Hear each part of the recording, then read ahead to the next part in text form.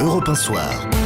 Il est 18h52 et c'est l'heure de parler de l'univers du travail avec vous, Nicolas Poincaré. Oui, la gueule de l'emploi de David Abiker. Bonsoir David. Bonsoir Nicolas, bonsoir Olivia, bonsoir à tous. Vous nous parlez ce soir des risques de faire de l'humour au bureau. Et je m'appuie sur un exemple assez récent, celui d'un journaliste sportif de France Télévisions.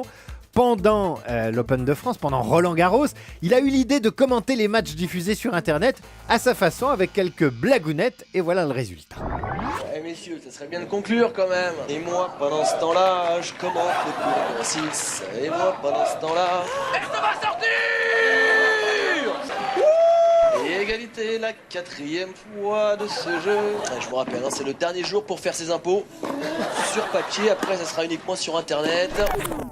Pierre-Étienne Léonard dans ses œuvres qui lui ont valu pas mal de clics sur le site France TV Sport, mais aussi le surnom de commentateur fou et enfin un rappel à l'ordre par sa direction, ce qu'on peut appeler une sorte d'avertissement oral. La direction qui n'a pas apprécié apparemment. Alors en fait c'est plus compliqué que cela, le journaliste a certes été convoqué et averti dans les formes, mais je me suis laissé dire qu'à France Télévisions, on avait trouvé plutôt ça drôle, mais qu'il fallait bien recadrer un peu le journaliste. Et je crois même, et de source sûre, que la remontée de bretelles a été plus que souple et que Pierre-Étienne Léonard s'en remettra, d'autant qu'il a fait une sacrée pub au site internet de France Télévisions, et ceci avant d'être repris sur Canal+.